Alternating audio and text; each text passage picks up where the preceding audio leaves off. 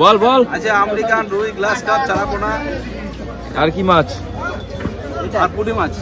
পুঁটি কত করে কিলো? বড় বড় পুঁটি কত করে কিলো? 200 টাকা কিলো। 200 টাকা কিলো আমেরিকান পুঁটি মাছ।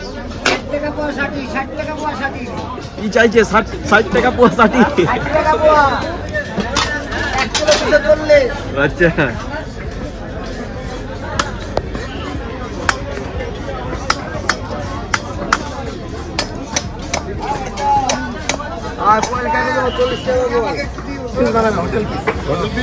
ফ্রেশ বাটা দেখো এখন।